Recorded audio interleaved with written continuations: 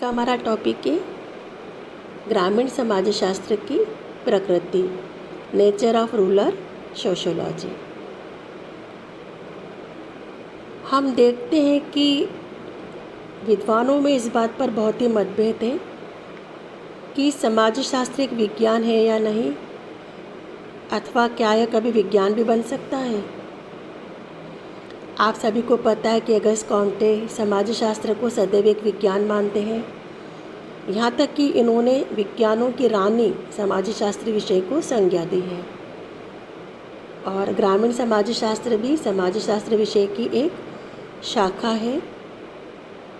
ग्रामीण समाजशास्त्र की प्रकृति क्या है, यह अपने अध्ययन में वैज्ञानिक विधि का प्रयोग करता है या नहीं करता, इस बात को हम यहाँ पर जानने का प्रयास करेंगे कि क्या ग्रामीण समाजशास्त्र एक विज्ञान है, यदि है तो किस तरह का विज्ञान।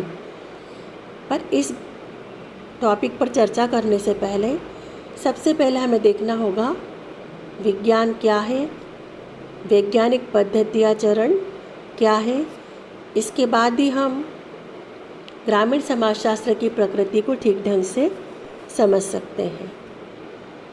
साधारणतः लोग विज्ञान का अर्थ लगाते हैं एक विशेष प्रकार की विषय सामग्री से। इस दृष्टि से उनका यह मानना है कि फिजिक्स, केमिस्ट्री, बॉटनी, जूलॉजी आदि जो सब्जेक्ट हैं वही साइंस हैं,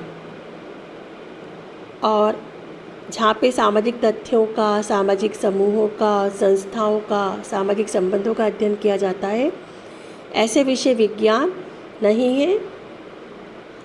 क्योंकि मानवीय समाज का अध्ययन करना बहुत ही मुश्किल कार्य है। उनका ऐसा मानना है कि मानव का अध्ययन ठीक ढंग से नहीं कर सकता और उसके अंदर कहीं ना कहीं वस्तुनिष्ठता नहीं देख सकते हम लोग, पक्षपात आ जाता है। क्योंकि वह भी समाज में एक हिस्सा है, समाज का एक महत्वपूर्ण हिस्सा है, इसलिए वह घटनाओं को निष्पक्ष रूप से नहीं देख सकता। ये सब आरोप लगाए जाते हैं सामाजिक विज्ञानों के ऊपर, स्पेशली समाजशास्त्र के ऊपर। पर हम यहाँ पर देखते हैं कि वाकई में विज्ञान क्या होता है, क्या जो आरोप लगाए जा रहे हैं वह सही है या गलत है। विज्ञान शब्द का अर्थ विशेष प्रकार की विषय सामग्री से लोग लगाते हैं, परंतु विज्ञान अपने आप में कोई विषय सामग्री नहीं है, बल्कि जब हम किसी वैज्ञानिक पद्धति से किसी ज्ञान को प्राप्त करते हैं, सिस्टमेटिक ज्ञान को प्राप्त करते हैं, व्यवस्थित ज्ञान को प्राप्त करते हैं, तो इस प्रकार से प्राप्त ज्ञान को हम कहते हैं विज्ञान।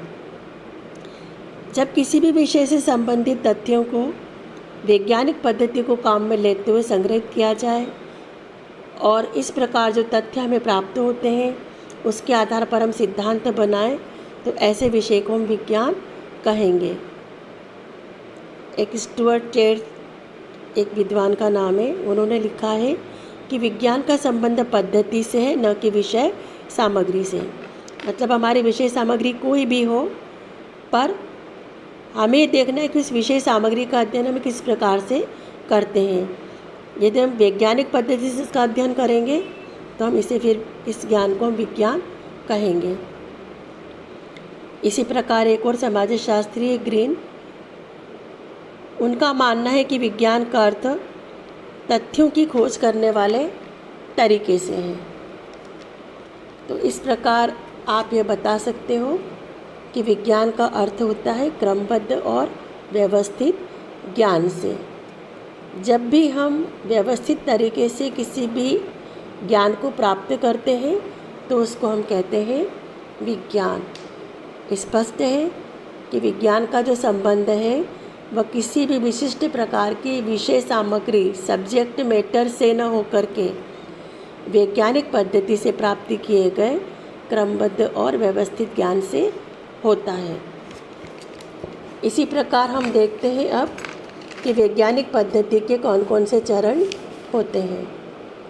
तो जब तक हम वैज्ञानिक पद्धति के चरण के माध्यम से ही हम ज्ञान को प्राप्त करते हैं। दूसरे शब्दों में आप कह सकते हो कि विज्ञान के लिए कुछ तत्वों का होना ज़रूरी है।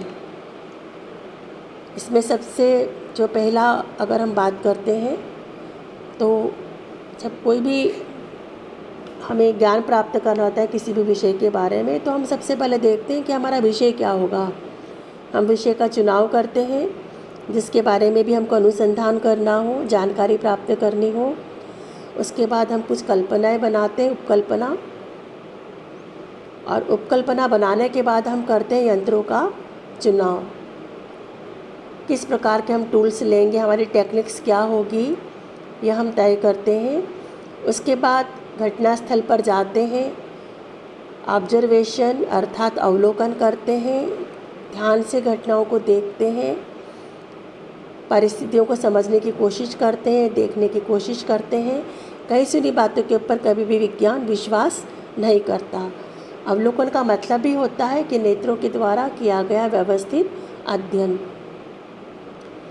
तो अध्ययन करता जाता है फील्ड में और तथ्यों और घटनाओं का अवलोकन करता है।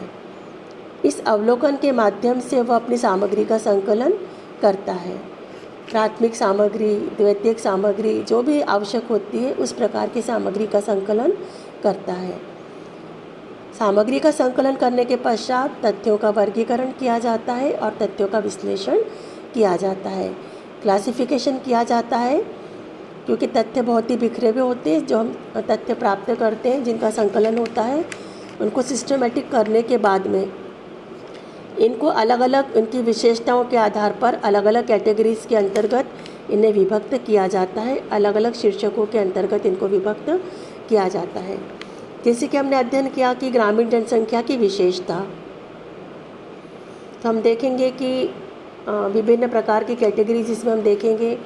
यहाँ पर स्त्री कितने हैं, पुरुष कितने हैं, वृद्ध कितने हैं, बच्चे कितने हैं, इस प्रकार से अलग अलग इनकी कैटेगरी हम बनाएंगे।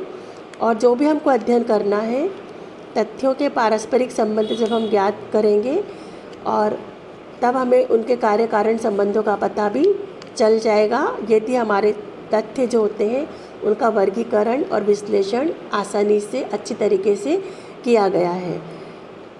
तो सिस्टमेटिक जब अध्ययन होगा तो हम कार्य कारण संबंधों का भी ठीक ढंग से पता लगा सकते हैं तथ्यों के वर्गीकरण और विश्लेषण के आधार पर। उसके बाद हम किसी भी जब तथ्यों को इकट्ठा करेंगे, उसका विश्लेषण करेंगे, उसके बाद में उस तथ्य के बारे में हम कोई ना कोई निष्कर्ष निकाल सकते हैं, जिसको हम कहते हैं सामान्यीकरण, जनरलाइजेशन। और जब जनरलाइजेशन हो जाएगा हम तथ्यों का, तो जो निष्कर्ष निकलेगा उसके आधार पर हम सिद्धांतों की या फिर नियमों की रचना करेंगे।